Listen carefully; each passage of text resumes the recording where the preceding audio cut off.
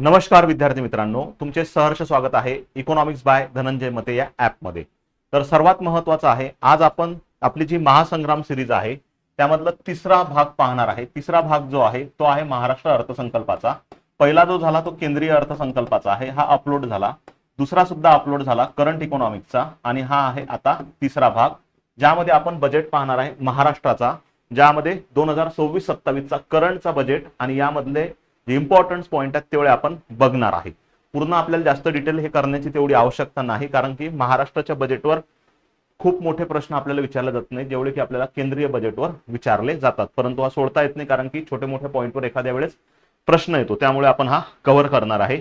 यामध्ये बघा, पहिलाच पॉइंट, खालीलपैकी सर्वाधिक वेळा महाराष्ट्रात अर्थसंकल्प मांडणारे अर्थमंत्री कोण आहेत। आता मुळात हा पॉइंट लक्षात ठेवा, केंद्रीय बजेट मांडणारे जे अर्थमंत्री आहेत केंद्रीय बाबत, हे बऱ्यापैकी आपण खूप लक्षात ठेवतो, आणि त्यामध्ये जे आहे केंद्रीय बजेट बाबत आपण तो डेटा सुद्धा पाठ करून ठेवतो। परंतु महाराष्ट्राचा अर्थसंकल्प जो आहे त्या बाबतीत आपण थेट तेवढा एरिया आपण करत नाही। त्यामुळे लक्षात ठेवा, महाराष्ट्रात सर्वाधिक जास्त वेळा अर्थसंकल्प मांडणारे अर्थमंत्री कोण आहेत। तर महाराष्ट्रामध्ये सर्वात जास्त वेळा अर्थसंकल्प ज्यांनी मांडलेला आहे ते आहेत बॅरिस्टर शेषराव वानखेडे। दुसऱ्या क्रमांकात अजितदादा आहेत, 11 वेळा यांनी मांडलेला आहे। मुळात अजितदादा हे रेकॉर्ड तोडलं असतं, परंतु दुर्दैवी अजितदादांचं जे निधन झालं त्यामुळे हे रेकॉर्ड सुद्धा तेवढंच अपुरं राहिलेलं आहे। जयंत पाटील साहेब आहेत तिसऱ्या नंबरवर आणि सुशील कुमार शिंदे आहेत चौथ्या नंबरवर। तर आपल्याला सर्वाधिक वेळा जर म्हटलं तर बॅरिस्टर शेषराव वानखेडे यांनी महाराष्ट्रामध्ये सर्वात जास्त वेळा बजेट मांडलेला आहे। तर शेषराव वानखेडे यांनी 13 वेळा बजेट सादर केलेला आहे। अजितदादांनी जो केलेला आहे तो 11 वेळा आहे। द्वितीय स्थानी म्हणजे अजितदादांनी मुळात 12वा सादर केला असता आता, परंतु जे घटना घडली ती खूप अतिशय दुर्दैवी होती। त्यानंतर तिसरा आहे जयंत पाटील साहेब जे आहेत त्यांनी 10 वेळा मांडला। सुशील कुमार शिंदे साहेब आहेत यांनी 9 वेळा मांडला। तर सर्वाधिक जास्त वेळा महाराष्ट्रात बजेट मांडणारी व्यक्ती ही जी आहे ही कोण राहणार आहे मग आता? शेषराव वानखेडे यांनी किती वेळा मांडलेला आहे? 13 वेळा हा मांडलेला आहे। त्यानंतर सर्वाधिक वेळा जो बजेट मांडण्याचा विक्रम आहे हा कोणाच्या नावावर झालेला आहे मग आता? 13 वेळा बॅरिस्टर शेषराव वानखेडे, म्हणजे आता आपल्या करंटच्या डेटाबेसनुसार सध्या तरी शेषराव वानखेडे यांच्याच नावावर तो डेटाबेस जातो। दुसरा पॉइंट बघा, यावेळेस जो बजेट सादर केला होता, जे आपले महाराष्ट्राचे मुख्यमंत्री आहेत देवेंद्रजी फडणवीस साहेब यांनी हा बजेट सादर केलेला आहे। तर देवेंद्रजी फडणवीस साहेबांनी या बजेटमध्ये सर्वात पहिले जे टायटल दिलेलं आहे, आजचा अर्थसंकल्प अजितदादांना समर्पित, इथून ते बऱ्यापैकी त्यांनी अर्थसंकल्प बजेटला मांडणी केली। त्यामध्ये बघा, अजितदादा यांच्याबाबत काम करणारा माणूस हे देखील त्यामध्ये स्टेटमेंट झालेले आहेत, काम करणारा माणूस, आणि 11 वेळा अर्थसंकल्प मांडण्याचा त्यांचा विक्रम होता। वित्तीय शिस्त आणि तसेच प्रशासनावर असलेली शिस्त आणि बऱ्यापैकी वेळेच्या बाबतीत असलेली प्रचंड आस्था असेल, वेळेत पोहोचणे कुठेही, त्यामध्येच बऱ्यापैकी अजितदादा हे खूप खतरनाक व्यक्ती होते। वेळेवर कुठल्याही ठिकाणी त्यांचं पोहोचण्यासंदर्भात कोणी हात पकडत नव्हतं। अजितदादा पवार यांना साजेसे भव्य स्मारक सुद्धा उभारले जाणार आहे, आणि त्यांच्या नावाने, हा अतिशय महत्त्वाचा पॉइंट आहे, गतिमान नागरी सेवा पुरस्कार हा यावर्षी सुरू केलेला आहे। गतिमान नागरी सेवा पुरस्कार हा कोणाच्या नावाने दिला जाणार आहे? तर तो दिला जाणार आहे अजितदादांच्या नावाने दिला जाणार आहे। ओके, हा असा एक चेहरा आहे की जवळपास आज भरपूर महिने जरी झाले असतील, पण इन्स्टावर म्हणा किंवा कुठल्याही सोशल मीडियात म्हणा, हा फोटो अजितदादांचा समोर आला की असं कधीही वाटत नाही की असं काहीतरी दुर्दैवी झालेलं असेल। नेक्स्ट पॉइंट बघा, हे नंतर बोलतो। पुण्यश्लोक अहिल्यादेवी होळकर शेतकरी कर्जमाफी योजनेबाबत खालीलपैकी चुकीचा पर्याय ओळखायचा आहे। हा अतिशय महत्त्वाचा मुद्दा होता यावर्षीच्या बजेटमधला। मुळात लक्षात ठेवा, अहिल्या माता ज्या आहेत, पुण्यश्लोक अहिल्यादेवी ज्या आहेत, यांच्या नावाने याच्या आधी एक योजना आणलेली होती, महिला स्टार्टअप योजना। हे एक वेगळी लक्षात ठेवा, महिला स्टार्टअप यांची संस्कृती वाढावी यासाठी ही योजना 2024 मध्ये आणलेली होती। पुण्यश्लोक अहिल्यादेवी होळकर महिला स्टार्टअप योजना ही कधी आणलेली आहे? 2024 मध्ये आणलेली आहे। त्यामध्ये बघा, आताची करंटची जी योजना आहे त्यामध्ये बघा, पुण्यश्लोक अहिल्यादेवी होळकर शेतकरी कर्जमाफी योजना, म्हणजे ही या वर्षीची आहे। ही घोषणा बजेट 25-26 मध्ये घोषणा केलेली आहे, अतिशय चुकीचा आहे। इथं पाहिजे 26-27, म्हणजे चुकीचा पर्याय हा आपला पहिला आहे। पुण्यश्लोक अहिल्यादेवी शेतकरी कर्जमाफी योजना ही खालीलपैकी कोणत्या बजेटमध्ये महाराष्ट्राच्या अनाऊन्स केलेली आहे? ती आहे 26-27 मध्ये. 30 सप्टेंबर 2025 पर्यंत पीक कर्ज थकीत असणाऱ्यांना या योजनेचा लाभ मिळणार आहे. डेट लक्षात ठेवा, 30 सप्टेंबर 2025 पर्यंत ज्यांचं पीक कर्ज पूर्णपणे काय आहे, थकीत आहे, अशाच लोकांना या योजनेचा लाभ मिळेल. 2 लाख रुपयापर्यंत ही कर्जमाफी घोषणा झालेली आहे. म्हणजे सरसकट पूर्ण कर्जमाफ यामध्ये तरतूद नाही, तर लक्षात ठेवा अमाऊंट 2 लाख रुपये आहे. नियमित जे कर्ज परतफेड करतात प्रामाणिक शेतकरी, त्यांना पात्र शेतकऱ्यांना 50,000 रुपये अनुदान सुद्धा असणार आहे. जे कर्ज परतफेड वेळेवर करतात, नियमित करतात, त्यांना 50,000 रुपये अतिरिक्त अनुदान सुद्धा यामध्ये मिळणार आहे. चुकीचा जो पर्याय आहे तो पर्याय क्रमांक किती आहे? 1, दुसरं, तिसरं आणि चौथं हे पूर्णपणे बरोबर आहे. Okay, next point. बजेट 2026 मध्ये बघा, पुण्यश्लोक अहिल्यामाता ज्या आहेत यांच्या नावाने ही योजना घोषित केलेली आहे. 30 सप्टेंबर 2025 रोजी ज्यांचं पीक कर्ज थकीत आहे, म्हणजे 30 सप्टेंबर 2025 पर्यंत पण म्हणू शकतो, त्यांना 2 लाख रुपयापर्यंतची कर्जमाफी घोषणा झालेली आहे. 50,000 रुपयापर्यंत प्रोत्साहनपर लाभ जो आहे तो नियमित कर्ज परतफेड करणाऱ्या शेतकऱ्यांसाठी आहे. शेतकऱ्यांना कायमस्वरूपी कर्जमुक्त करण्यासाठी दीर्घकालीन उपाययोजना केल्या जाणार आहेत. दीर्घकालीन उपाययोजनांमध्ये एवढंच आहे की शेतीमध्ये सिंचन सुविधांमध्ये वाढ झाली पाहिजे, त्यानंतर शेतकऱ्यांचं उत्पादन आणि उत्पन्न ह्या दोन्ही प्रक्रिया वाढल्या पाहिजे. हेच दीर्घकालीन बऱ्यापैकी उपाययोजना ठरू शकतात, कारण की खरीप शेतीचं प्रमाण हे महाराष्ट्रामध्ये खूप मोठ्या प्रमाणात आहे. ती खरीप शेती जर समजा आज पाण्याखाली ओलिताखाली जर आली तर शेतकऱ्यांना बऱ्यापैकी कर्ज घेण्याची गरज सुद्धा पडणार नाही. नेक्स्ट आहे अर्थसंकल्पामध्ये महिलांसाठी खालीलपैकी कोणत्या योजनांबाबत चर्चा करण्यात आली? आता एक योजना आहे की तिला निधी द्यावाच लागतो, ती योजना आहे मुख्यमंत्री माझी लाडकी बहीण योजना. मुख्यमंत्री माझी लाडकी बहीण योजना हिची सुरुवात ही कधी झालेली आहे? 2024. त्यासाठी वयोगट क्रायटेरिया जो आहे तो 21 ते 65 आहे आणि यामध्ये ज्यांचे उत्पन्न 2.5 लाखापेक्षा कसे आहे, कमी आहे, त्या पात्र महिलांनाच यामध्ये लाभ मिळतो. आणि सोबतच डायरेक्ट बेनिफिट ट्रान्सफरद्वारे अनुदान हे ट्रान्सफर केलं जाते. डीबीटीची सुरुवात ही 1 जानेवारी 2013 ला झालेली आहे. त्यानंतर मुख्यमंत्री माझी लाडकी बहीण योजनेसाठी या वर्षीच्या बजेटमध्ये जी तरतूद आहे ही 26,000 कोटी प्लस ही तरतूद आहे. हा आकडा लक्षात ठेवा, 26,000 कोटीचा. 26 लक्षात ठेवा, समोरचे मायक्रो डिजिट पाठ करण्याची तेवढी गरज नाही. तर पहिलं स्टेटमेंट बरोबर आहे. दुसरं आहे लखपती दीदी योजना, म्हणजेच महिलांचे उत्पन्न वाढवणे व त्यांना लखपती बनवणे यासाठी ही योजना आहे.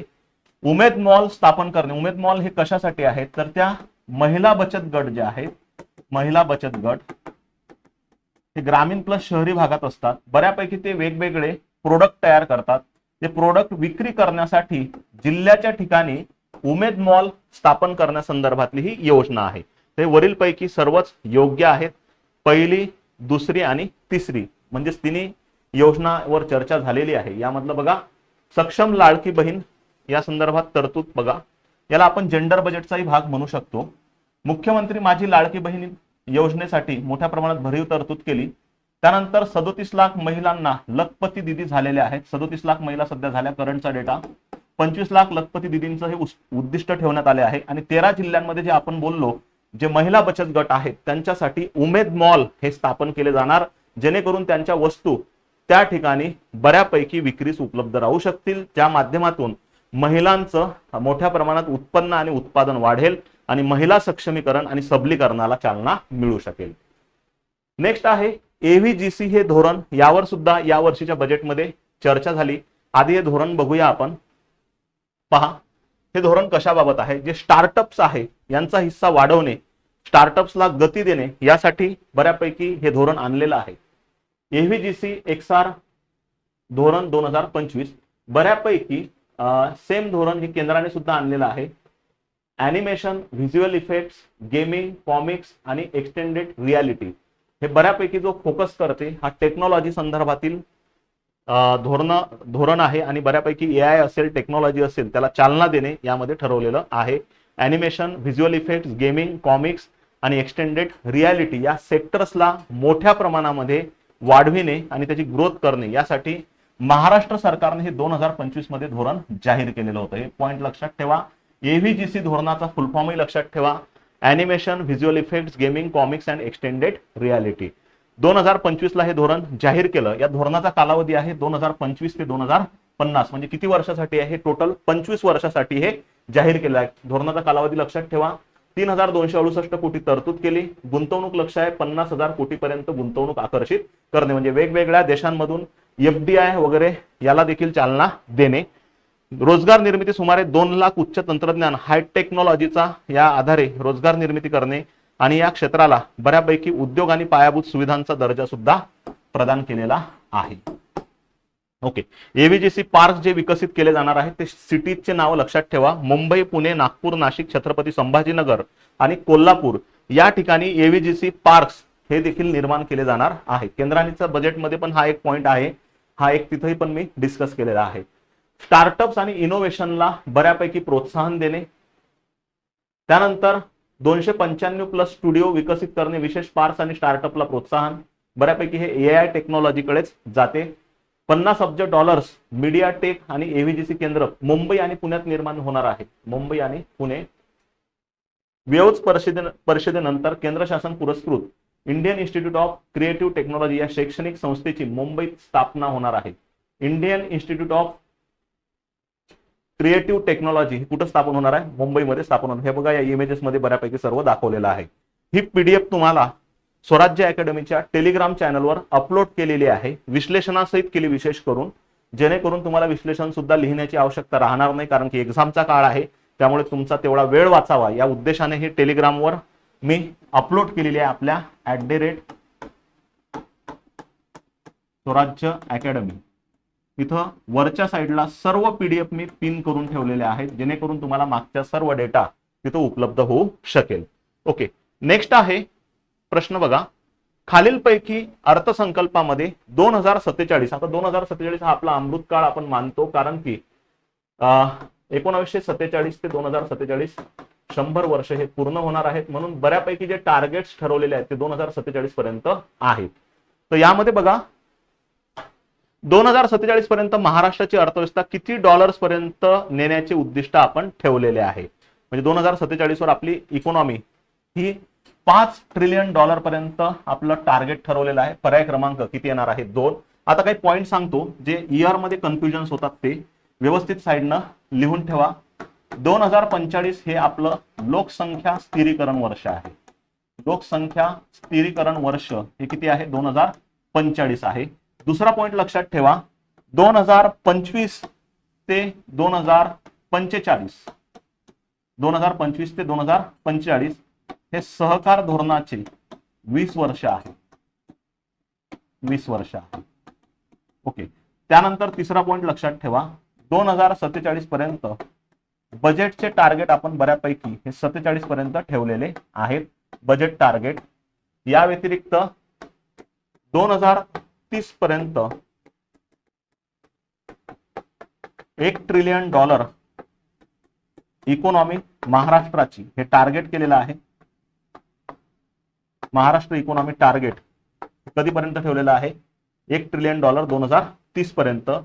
या व्यतिरिक्त आता एक पॉइंट आपण जो बघितला हाच आहे, महाराष्ट्राचं एव्हीजीसी जे धोरण आहे, animation, visual effects, gaming, comics आणि एक्सटेंडेड रियालिटी धोरण हे 2025 ते 2050 बाबत आहे. किती वर्षासाठी आहे? 25 वर्षांसाठी आहे. तर हे इयर जे कन्फ्यूज होणारे आहेत हे लक्षात ठेवा. आपल्याला ऑप्शन्स मध्ये पण आयोग हे बऱ्यापैकी हे 45च्या जागी 47 करते. मागच्या वेळेस असा प्रश्न येऊन गेला, त्यामुळे हे कन्फ्युजन्स होऊ शकते, ते चांगलं लक्षात ठेवा. तर पर्याय क्रमांक किती येणार आहे? 2 येणार आहे.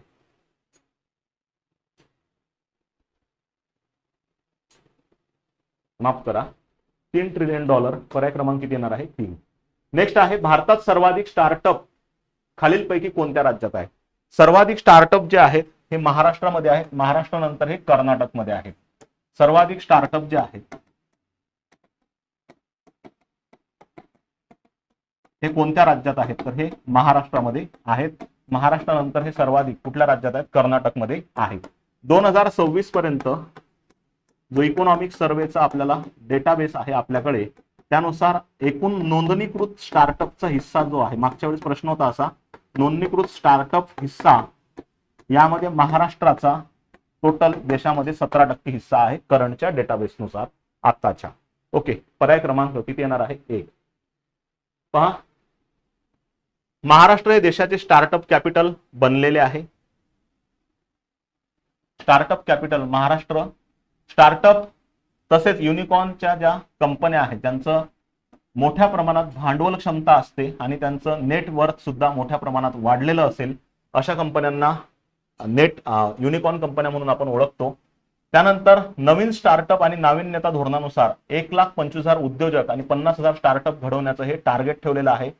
सर्वोत्तम 50 स्टार्टअप्सना नाविन्यपूर्ण प्रकल्प राबविण्यासाठी विविध विभागांकडून थेट वर्क ऑर्डर्स देणार. वर्क ऑर्डरचा अर्थ होते की त्यांना सुद्धा टेंडर प्रोसेसमध्ये सामील करून घेतलं जाणार की ज्यांचं बऱ्यापैकी ट्रॅक रेकॉर्ड हे चांगलं आहे. त्यानंतर यामध्ये स्टार्टअपला आणि जे नवीन उद्योजक आहेत त्यांना मोठ्या प्रमाणे गती देण्यासाठी फंड खूप लागतो. त्याला एंजल फंड आपण सुद्धा ओळखतो. एंजल फंड किंवा स्टार्टअप फंड या नावाने सुद्धा ओळखतो. तर मुख्यमंत्री उद्योजकता महाफंड हे स्थापन केल्या जाणार आहे. त्याबाबत देखील या बजेटमध्ये घोषणा केलेली आहे. त्यानंतर आदिवासी युवकांना हा पॉईंट लक्षात ठेवा, नाविन्यपूर्ण उद्योग सुरू करण्यास प्रोत्साहन देण्यासाठी Bharat innovation research startups for आत्मनिर्भरता ही योजना राबवली जाणार आहे. तर बजेट 2026-27 मध्ये आदिवासी युवकांच्या स्टार्टअप संस्कृतीला चालना देण्यासाठी महाराष्ट्र सरकारने कोणती योजना आणलेली आहे? तर Bharat innovation research startups for आत्मनिर्भरता, तर BIRSA, बिरसा, जसं की आपण त्यांना बिरसा मुंडा जे आहेत त्यांच्या नावावर हे नाव तयार केलेलं आहे. नेक्स्ट आहे FRBM कायदा. एक केंद्राचा कायदा आहे. त्याप्रमाणेच महाराष्ट्राने सुद्धा fiscal responsibility budgetary management act आणलेला आहे. केंद्राचे वेगळे, राज्याचे वेगळे. केंद्राचा हा 2003 चा कायदा आहे. त्याचं मेन ऑब्जेक्टिव्ह जे आहे हे आपली महसुली तूट जी आहे हे पूर्णपणे शून्यावर आणणे आणि आपली जे कर्ज घेण्याचं प्रमाण जे आहे म्हणजे कोणती तूट? राजकोषीय तूट ही 3% पेक्षा 3% वर आणणे किंवा त्यापेक्षा कमी करणे. तर महाराष्ट्राची महसुली तूट आणि राजकोषीय तूट ही अनुक्रमे किती टक्के आहे? महसुली तूट ही 1% आहे आणि राजकोषीय तूट ही 3% आहे. आता मुळात लक्षात ठेवा, याचं श्रेय पूर्णपणे ज्यांनी आजपर्यंत सर्वात जास्त वेळा दुसऱ्या नंबरवर बजेट सादर केले त्यांनाच जाणार आहे. कारण की त्यांनी या तूट नियंत्रित ठेवणे म्हणजे खर्चावर मोठ्या प्रमाणात काटकसरीने नियंत्रण ठेवले. तर त्यामुळेच या वर्षीच्या बजेटला हा एक फायदा आपल्याला दिसतो. राजकोषीय उत्तरदायित्व वित्तीय व्यवस्थापन कायद्यातील आर्थिक शिस्तीच्या निकषांचे पालन. तर जे आपल्याला टार्गेट ठरवून दिलेले आहे की बाबा तुमचे महसुली खर्च जे अनुत्पादक आहेत ते नियंत्रित असले पाहिजे. त्यामुळे महसुली तूट आपली 1% ही कमी आहे. अमाऊंट लक्षात नका ठेवू, याची काही गरज पडत नाही, अमाऊंटवर थेट प्रश्न नसतो. आणि राजकोषीय तूट ही 3% पेक्षाही कमी आहे. तर हे गव्हर्नमेंट सुद्धा यामधल्या ज्या तूट आहेत ह्या गव्हर्नमेंटला बांधून दिलेल्या आहेत खर्चांच्या मर्यादा. त्यामुळे प्रत्येक सरकार कुठलंही असू द्या त्यांना या खर्चावर नियंत्रण ठेवावं लागणारच आहे. एकूण खर्चासाठी जी तरतूद आहे ती आहे 7,69,467 कोटी रुपयांची तरतूद केली. ज्यामध्ये महसुली उत्पन्न आहे आपलं 6,16,099 म्हणजे 6 लाख, लक्षात ठेवा 6 लाख कोटी, आणि महसुली खर्च आहे तो 6,56,000 म्हणजे 6.5 लाख कोटीच्या आसपास, त्याच्या समोर थोडा प्लस. तर आज मोठ्या प्रमाणामध्ये आपण जी महसुली तूट आहे, महसुली जमा आपली कमी आहे पण महसुली खर्च हे जास्त आहेत, पण ते एका मर्यादेपेक्षा जास्त नाहीत, 1% पेक्षा कमी आहे. परंतु हे टार्गेट पुन्हा आपलं शून्यावर आलं पाहिजे तेव्हा बऱ्यापैकी आपले कर्ज घेण्याचे प्रमाण सुद्धा काय होतील? कमी होतील. ओके. मुख्यमंत्री ग्राम सडक योजना ही खूप चांगली योजना आहे. ज्या ठिकाणी प्रधानमंत्री ग्राम सडक योजना आहे, प्रधानमंत्री ग्राम सडक योजना आहे ही कधीची आहे? 2000 ची आहे. 250 लोकसंख्येचं डोंगराळ प्रदेशातील गाव, डोंगराळ आणि दुर्गम प्रदेशातील गाव, आणि 500 लोकसंख्येचं हे जे गाव आहे हे सपाट प्रदेशातील गाव बारमाही रस्त्यांनी जोडणे हे यामध्ये टार्गेट ठेवलेलं आहे प्रधानमंत्री ग्राम सडक योजनेमध्ये. आता ज्या गावापर्यंत PMGSY अंतर्गत रस्ते पोहोचले नाहीत तिथं मुख्यमंत्री ग्राम सडक योजनेअंतर्गत रस्ते पोहोचवणे हे उद्दिष्ट आहे. तर मुख्यमंत्री ग्राम सडक योजनेचा हा 3रा टप्पा चालू आहे आणि PMGSY चा हा 4था टप्पा सध्या सुरू झालेला आहे. तर ह्या योजना खूप चांगल्या आहेत. आपल्या ग्रामीण भागापर्यंत प्रभावीपणे लोक ते सुद्धा शहरी भागाला कनेक्ट झाले पाहिजे या उद्देशाने ह्या योजना लॉन्च केल्या होत्या. प्रधानमंत्री ग्राम सडक योजना ही अटल बिहारी वाजपेयी यांनी आणलेली होती जेव्हा ते PM होते, आणि मुख्यमंत्री ग्राम सडक योजना ही आताचे जे मुख्यमंत्री आहेत देवेंद्रजी फडणवीस यांनी तेव्हा 2015-16 ला ही योजना आणलेली आहे. दोन्ही योजना ह्या खूप चांगल्या आहेत. त्यामधलं बघा, मुख्यमंत्री ग्राम सडक योजनेचा आता कितवा टप्पा चालू झाला, तर हा तिसरा टप्पा सुरू झालेला आहे. तर यामध्ये बघा, ग्रामीण अर्थव्यवस्थेला विकासासाठी रस्ते पोहोचवणे, पहिला टप्पा 30,000 किलोमीटर रस्ते मधलं 97% काम पूर्ण झालं आणि मार्च 2026 पर्यंत हे पूर्णच होणार. दुसरा टप्पा 2450 किलोमीटरचा आणि तिसरा आहे 23,000 किलोमीटरचा. सोप्या भाषेत आपल्याला ते काही विचारत नाही. एकूण किती टप्पे आहेत ते लक्षात ठेवा, 3 टप्पे आहेत. त्यानंतर आहे प्रधानमंत्री ग्राम सडक योजना जी आहे, प्रधानमंत्री ग्राम सडक योजना याचा आता सध्या चौथा टप्पा चालू आहे. चौथ्या टप्प्यामध्ये बघा काय टार्गेट आहे, आदिवासी आणि नक्षलग्रस्त भागातील वाड्या वस्त्या बारमाही रस्त्यांनी जोडणे, जे खरोखर खूप वंचित आहेत त्यांच्यापर्यंत सुद्धा रस्ते शेवटच्या घटकापर्यंत पोहोचले पाहिजे. आणि आपण त्याला म्हणू शकतो की इन्क्लुझिव्ह ग्रोथ किंवा अंत्योदय, म्हणजे शेवटच्या घटकाचा सुद्धा उदय झाला पाहिजे. त्या आधारावरच हा चौथा टप्पा आता सुरू झालेला आहे. शेतपानंद रस्त्यांचे मजबूतीकरणाचे कामे, त्यासाठी मुख्यमंत्री बळीराजा शेतपानंद रस्ते योजना राबविणार. मुळात ही 2025च्याच बजेटमध्ये आलेली आहे. आपल्या गावामध्ये बऱ्यापैकी गावातून शेतापर्यंत जाण्यासाठी योग्य रस्ते नसतात, त्यामुळे आपलं खूप मोठ्या प्रमाणात धान्य जे आहे, त्यानंतर आपलं पिकांचं जे आहे खूप नुकसान होते. वेळेवर आपण रासायनिक खतं सुद्धा पोहोचू शकत नाही. त्यानंतर जे इनपुट्स आहेत, बियाणे असतील, खते, त्यामुळे पानांमध्ये कंटिन्यू पाणी राहते आणि अशा वेळेस आपलं खूप नुकसान होऊ नये यासाठी आणलेली ही 2025ची योजना आहे. आपल्या शेतापर्यंत मजबूत रस्ते व्हावे आणि त्या प्रत्येक शेतपानंद रस्त्यांना एक स्पेशल नंबर सुद्धा असणार आहे. या वर्षी बऱ्यापैकी हिला गती दिला. हे बघा, जलद गती आणलेली योजना ही 2025ची आहे. या सर्व योजना सुद्धा मी टेलिग्रामवर बऱ्यापैकी अपलोड करत असतो, त्या सुद्धा तुम्ही चांगल्या लक्षात घ्या. नेक्स्ट आहे महाराष्ट्र अर्थसंकल्प 2047 पर्यंत व्हिजन डॉक्युमेंट जाहीर करण्यात आलेले आहेत. त्यासाठी एकूण किती स्तंभ आहेत, हा स्टँडर्ड फॉर्मॅटचा एक प्रश्न बनू शकतो, प्रिलिम्स ओरिएंटेड, लक्षात ठेवा. आता हे लेक्चर आपण राज्यसेवा प्रिलिम्स असेल, कंबाईन प्रिलिम्स असेल, कंबाईन मेन्स असेल, ह्या ऑल एक्झाम समोर ठेवून बनवलेला आहे. त्यामुळे असं कोणी डोक्यात आणणं की फक्त एवढ्याच एक्झामसाठी असेल, कारण की हा बजेट आहे, हा ऑल ठिकाणी अप्लाइड होतो. प्रगतिशील आणि शाश्वत, प्रोग्रेस, सस्टेनेबिलिटी, सर्वसमावेशक म्हणजे इन्क्लुझिव्ह आणि सुशासन, अशा 4 घटकांवर हे आधारलेलं आहे. 1 2 3 4 हे सर्वच बरोबर आहेत. वरीलपैकी सर्व पर्याय क्रमांक किती येणार आहे, 4. विकसित महाराष्ट्र 2047 चे उद्दिष्ट गाठण्यासाठी व्हिजन डॉक्युमेंट जाहीर केलेलं आहे, जे की 2047चं टार्गेट, मी तुम्हाला सांगितलं बजेटचे टार्गेट हे 2047 पर्यंतचे आहेत, म्हणजे ते वेगळे पाठ करू नका. त्यामध्ये बघा, प्रगतिशील, शाश्वत, सर्वसमावेशक आणि सुशासन हे यांनी टार्गेट केलेले आहेत या बजेटमध्ये. मागेल त्याला सौर कृषी पंप अंमलबजावणीस, आपल्या शेतामध्ये जिथं की बऱ्यापैकी वीज पोहोचलेली नाही अशा ठिकाणी आपल्या विहिरीवर सोलार पॅनल बसवणे यासाठी असलेली ही एक योजना आहे. मागेल त्याला सौर कृषी पंप अंमलबजावणीस प्रथम स्थानी भारतात कुठलं राज्य आहे, ते महाराष्ट्र आहे. हा पॉईंट लक्षात ठेवा. योजने बघा, मागेल त्याला सौर कृषी पंप या अंमलबजावणीमध्ये प्रथम स्थानी असलेलं राज्य हे कुठलं आहे, महाराष्ट्र आहे. अर्थसंकल्प 2026-27 मध्ये कृषीसाठी खालीलपैकी कोणत्या नवीन योजना जाहीर झालेल्या आहेत, तर कृषीसाठी ज्या नवीन योजना आहेत त्यामधली पहिलीच आहे कृषी समृद्धी योजना. नवीन प्राकृतिक शेती अभियान हे सुद्धा याच वर्षी आहे. आणि मत्स्य उत्पादक जे आहेत त्यांच्याबाबत आणलेली एक योजना आहे मुख्यमंत्री मत्स्य संपदा योजना. वरीलपैकी सर्व पर्याय क्रमांक 4.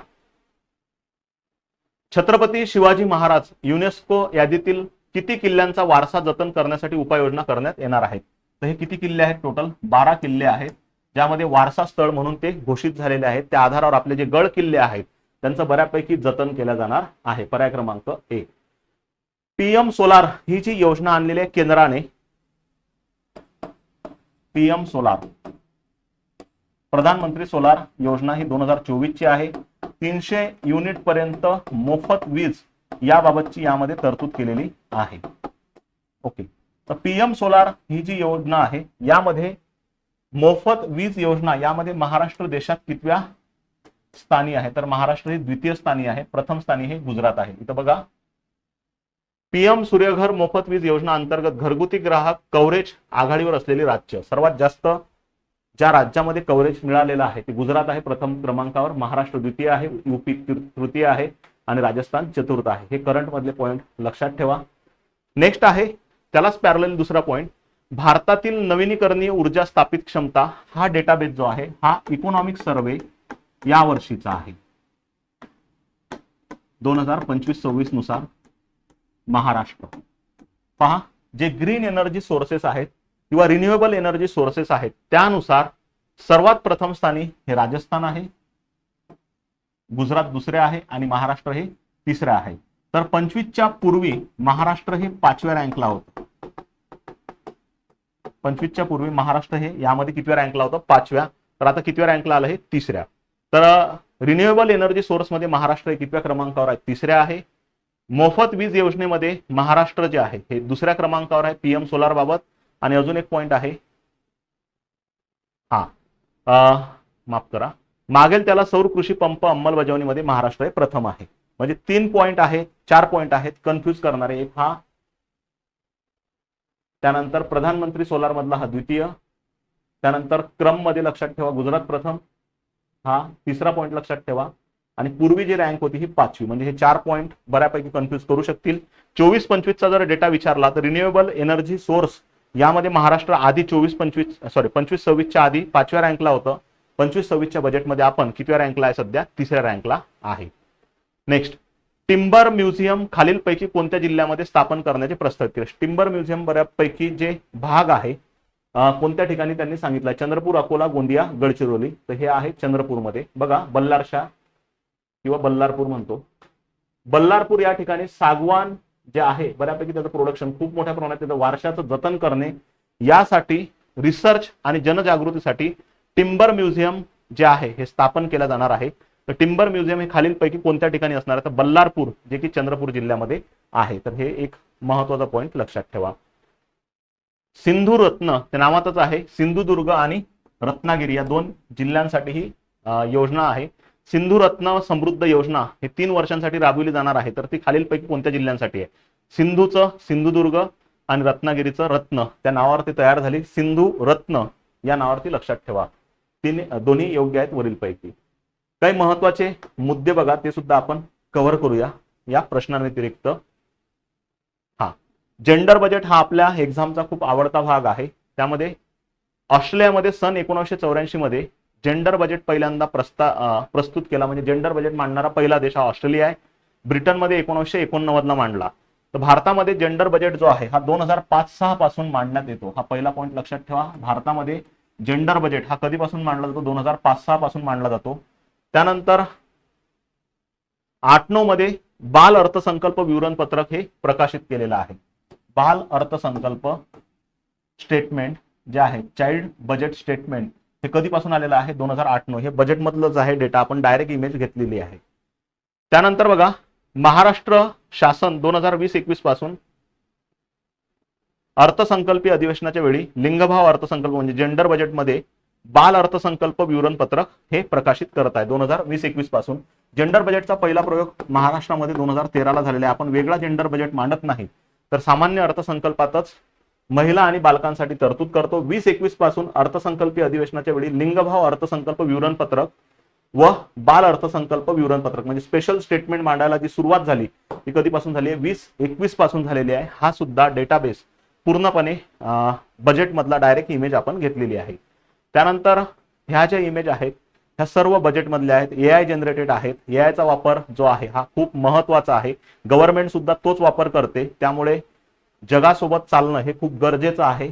यामध्ये बघा, पहिला पॉइंट, महाराष्ट्र शासनाची मुख्यमंत्री माझी लाडकी बहीण योजना ही 28 जून 2024 रोजी शासन मान्यता हिला मिळालेली आहे आणि महिलांच्या खात्यात 14 ऑगस्ट 2024 रोजी रक्कम जमा झालेली होती. म्हणजेच जून मध्ये मान्यता मिळाली, 14 ऑगस्ट मध्ये जो हप्ता मिळालेला आहे तो पहिला हप्ता आहे. ओके, हे आपण त्यांच्या साईटवरच घेतलं.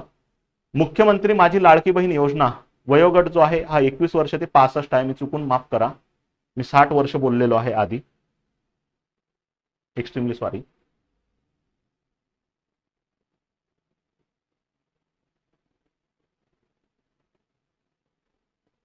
पासष्टच बोललाय. ओके, 21 ते किती आहे? 65. नेक्स्ट, 2.5 लाखापेक्षा जास्त उत्पन्न नसावे, म्हणजे 2.5 लाखाच्या आत उत्पन्न असलं पाहिजे. त्यानंतर 1500 रुपये दर महिन्याला दिला जाते आणि डीबीटी द्वारे फंड ट्रान्सफर केला जातो. हे पण पाहिलं आपण किती महसूल झाला, किती खर्च झाला. महसुली तूट 1% कमी ठेवण्यात यश आलेलं आहे आणि राज्याच्या ग्रॉस स्टेट डोमेस्टिक प्रोडक्शन नुसार 3% राजकोषीय तूट सुद्धा आपण कमी ठेवलेली आहे. काही आपल्याला बऱ्यापैकी जोड्या लावांना प्रश्न येतात ज्यामध्ये केंद्राचे आर्टिकल्स किंवा अनुच्छेद विचारले जातात आणि राज्याचे सुद्धा विचारले जात आहेत. आता त्यामधले काही महत्वाचे आर्टिकल लक्षात ठेवा. धनविधेयकाची व्याख्या जी आहे राज्याच्या ही 199 मध्ये दिली आहे. केंद्राचं जे आहे आणि राज्याचं जे आहे ते वेगवेगळं आहे. ते इथं राज्यांबाबतचे मी दिलेले आहेत. त्या व्यतिरिक्त धनविधेयकाबाबत विशेष कार्यपद्धती 198 ते काही करायची गरज नाही. धनविधेयकाची व्याख्या लक्षात ठेवा 199. बाकी लिहून दिलेले आहेत तेवढ्या पुरते ते वाचून ठेवा. वार्षिक वित्तीय विवरणपत्रक केंद्राचं आणि राज्याचं आहे. केंद्राचं हे 112 नुसार आहे, राज्याचं हे 202 नुसार आहे. 2004 मध्ये विनियोजन विधेयक आहे तर राज्याचे 2005 मध्ये अनुदानांबाबतच्या तरतुदी राज्यांच्या लेखा अनुदाने 206 आर्टिकल 202 मध्ये वार्षिक वित्तीय विवरणपत्रक ज्याची जबाबदारी राज्यपालांकडे आणि केंद्रामध्ये राष्ट्रपतींकडे आहे. 204 मध्ये विनियोजन विधेयक, 205 मध्ये अनुदानांबाबत तरतूद, 206 लेखा अनुदाने आणि 207 जे आहे वित्तीय विधेयकासंदर्भात विशेष तरतुदी. 117 मध्ये केंद्राचा आहे, 117(1) आणि 117(3). ओके, तर हे दोन तरतुदी वेगळ्या लक्षात ठेवा. हा जो पॉइंट आहे हा बऱ्यापैकी तुम्हाला एक्झामला आपल्याला विचारला जाऊ शकते. त्याच आधारावर हे घेतलेलं आहे. जोड्या लावांचं हे एक थोडं पॅटर्नकडे आपल्याला प्रश्न जात आहेत. बुक्स बद्दल तुम्हाला मागच्या बॅचमध्ये सांगितलं. तर लक्षात ठेवा बजेट महाराष्ट्राचा जेवढं आपल्याला गरजेचं आहे मी हे सर्वच कव्हर करून घेतलं जेणेकरून आपले प्रश्न जे आहेत हातातला जायला नको असे टार्गेट आपण ठेवलेले आहेत. यामध्ये जर आपण बघितलं शेवटच्या काळामध्ये तुम्हाला ज्या रिव्हिजनचा प्रॉब्लेम असेल युट्यूबला तर आहेच, परंतु इकॉनॉमिक्स बाय धनंजय मते या ॲपमध्ये सुद्धा ह्या वेगवेगळ्या रिव्हिजन बॅचेस आहेत. तुमच्या एक्झाम पर्यंत सर्व बॅचेसवर 50% फ्लॅट डिस्काउंट आपण ठेवलेला आहे. ज्यांच्याकडून शक्य होत असेल ते घेऊ शकतात, ज्यांच्याकडून होत नाही त्यांच्यासाठी मी युट्यूबवर 100% अवेलेबल आहेच. थोडं माफ करा. आपल्याला अर्थसंकल्पामध्ये खालीलपैकी 2047 पर्यंत महाराष्ट्राची अर्थव्यवस्था किती डॉलर्स पर्यंत घेऊन जाण्याचे उद्दिष्ट आहे. त्याचं चुकून उत्तर मी 3 ट्रिलियन सांगितलं. हे किती आहे? 5 ट्रिलियन डॉलर इथपर्यंत घेऊन जाणे हे उद्दिष्ट आहे. तर हा एक पॉइंट थोडा करेक्शनचा लक्षात ठेवा. बाकी एकदम प्युरिटी या आधारावर हे आपण तयार केलेलं आहे. जवळपास एक लेक्चर तयार करायला आज लाईट सुद्धा नव्हती सदाशिवपेठमध्ये, तर मी आपल्या स्टुडिओमध्ये लाईट नसल्यामुळे दूर येऊन आपण दुसऱ्या स्टुडिओमध्ये हे लेक्चर घेतलेलं आहे. त्याबद्दल ज्यांनी आपल्याला हे उपलब्ध करून दिला स्टुडिओ त्यांचे सुद्धा खूप खूप धन्यवाद. आणि सोबतच मोठ्या प्रमाणामध्ये हे लेक्चर तयार करण्यासाठी लागणारा वेळ हा 4 ते 5 तास आपल्याला फक्त पूर्ण पीपीटी कंटेंट क्रिएट करून ते तयार करणे आणि त्या आधारे आपलं 30-40 मिनिटात जे लेक्चर आहे ते तयार होते. कारण की खूप मेहनत लागते, त्याच्या मागे खूप सारे हात असतात. त्यांना सुद्धा खूप खूप धन्यवाद. आणि तुम्हाला सुद्धा परीक्षेमध्ये चांगलं यश मिळेल. आपण प्रॉपर कंटेंट टू कंटेंट जात आहे, त्यामधून खरंच आपल्याला चांगला मोबदला मिळेल. ओके, तर या बजेटमध्ये आपण ज्या तरतुदी बघितलेल्या आहेत ह्या महाराष्ट्राबाबतच्या होत्या. या ठिकाणी थांबूया.